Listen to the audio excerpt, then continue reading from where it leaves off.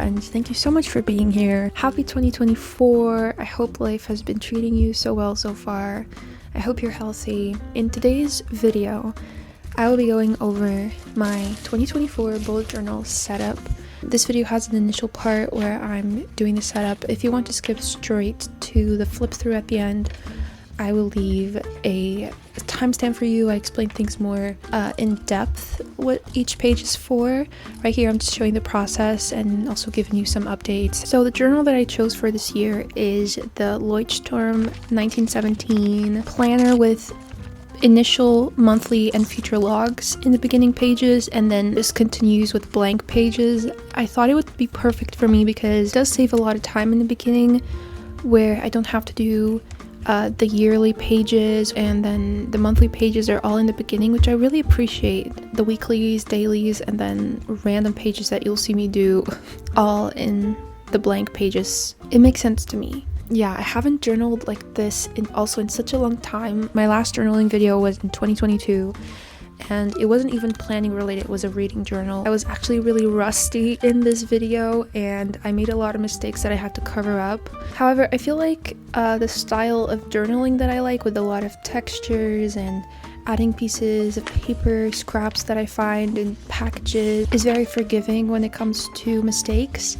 because you can easily cover it up and it won't look like you did it because you wanted to cover it up. So with that in mind, I will try.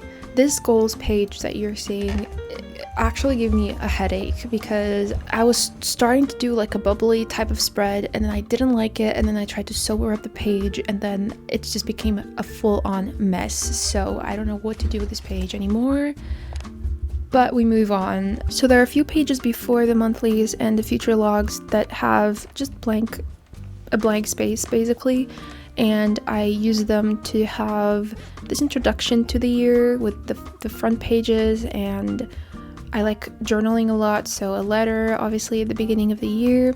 So this is what I'm doing, kind of the beginning pages. But yeah, I hope you're doing well. There's so much to catch up on. I've been editing videos recorded several months ago. I feel like I still wanted to get these seasonal videos out first. But also, this serves as an opportunity to kind of catch up with you in real time, and the next vlogs will not be in real time. I've missed making videos so much, and as you may know, I've been kind of in the trenches in 2023.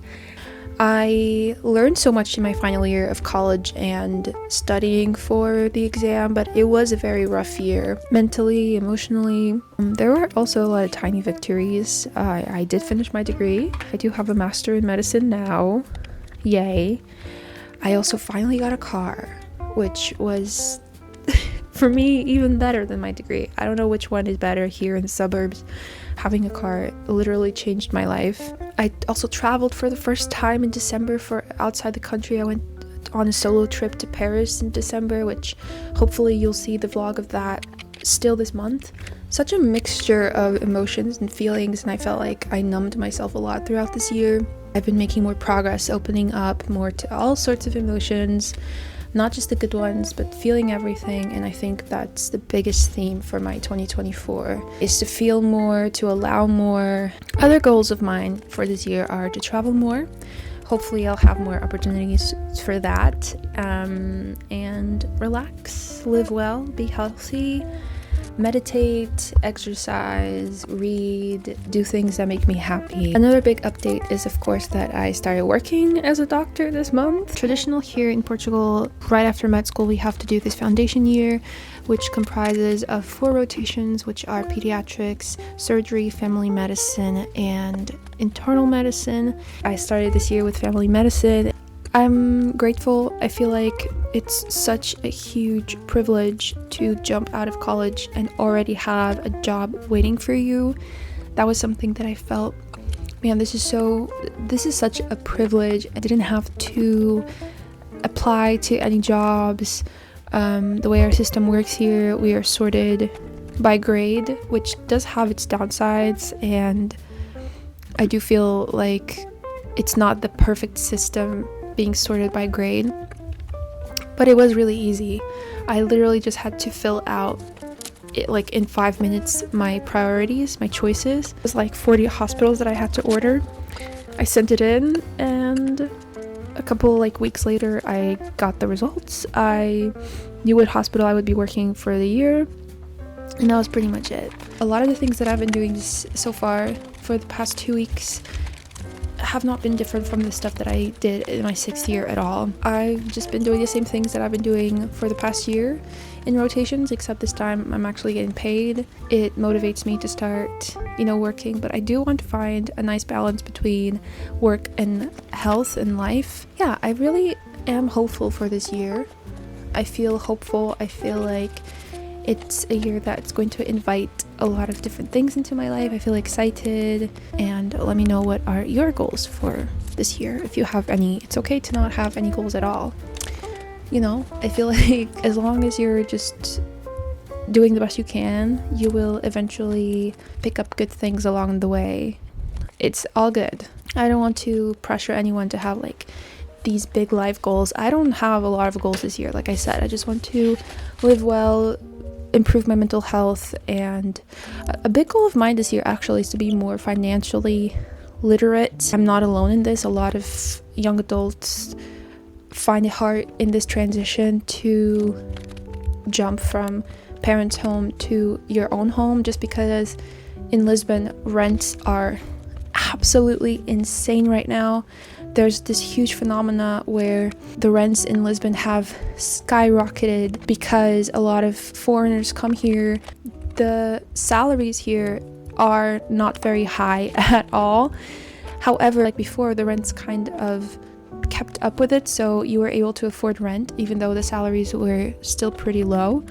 But now, because the rents are kind of accommodating to foreigners and not to Portuguese people, and so basically everyone's just pushing out of the city, and even the cities around Lisbon now are super expensive, and so it's just such a nightmare for a young adult that has to work in Lisbon or even around the city and doesn't have a second home that their parents have, or doesn't have a family that gives them an allowance to pay rent.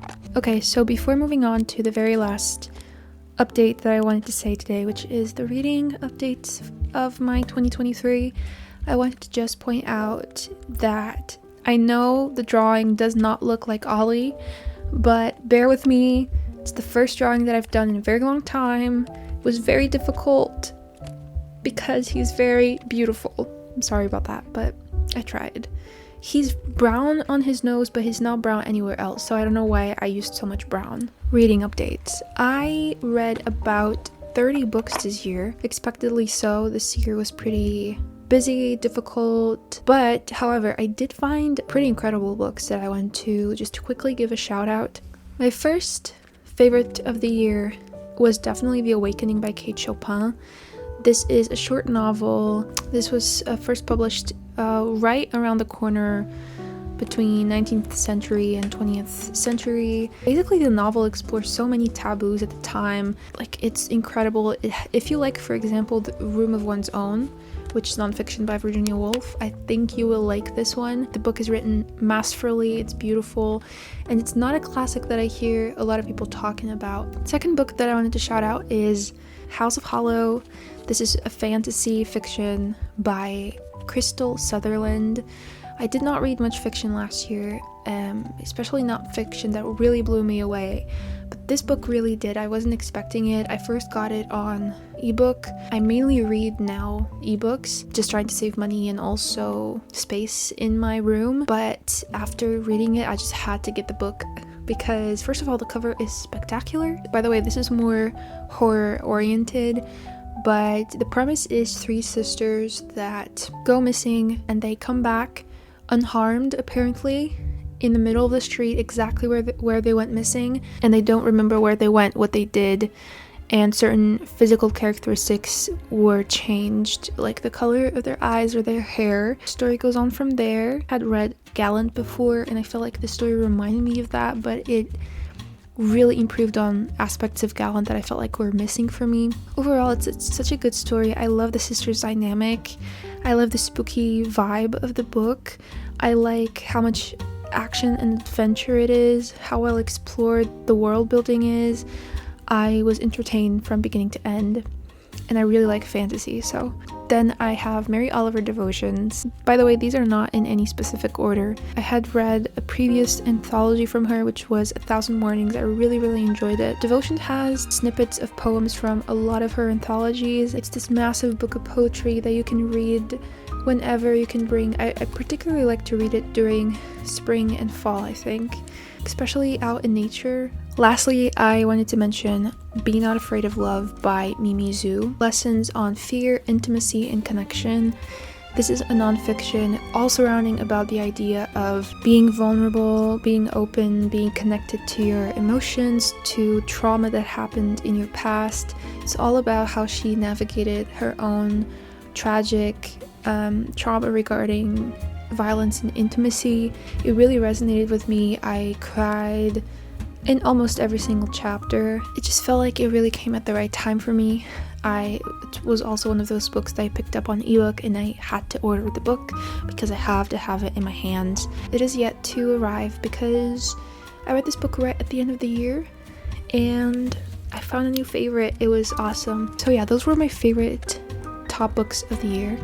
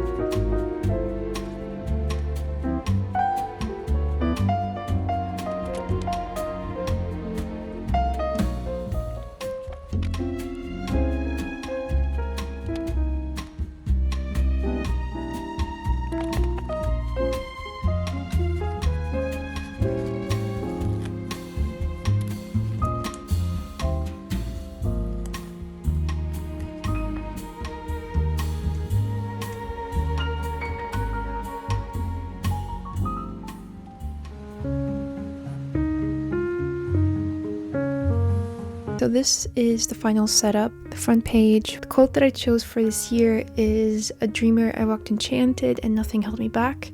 This is from Rebecca by Daphne du Maurier, which is one of my favorite books.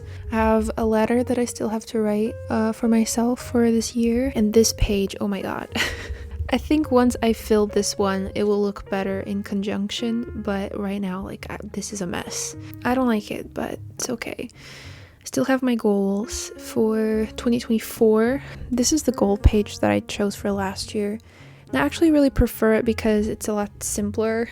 Okay, so next starts the future logs. This is the part where the planner really helps me out because it has yearly views of 2024, 2025, also monthly/year view. I really liked actually going to this view on my last planner. Then this is the international holidays. I highlighted my country, and this is something that is really cool, which is the project plan. 3, 4, 5 projects that we can fill in. So I'm thinking of doing work, and then for travels I wrote down the national holidays so I can see, for example, here in March we're gonna have a 3-day weekend. If I join, for example, two holidays here, Wednesday and Thursday, I would have a 5-day vacation. Those things that you need to see and prep from afar.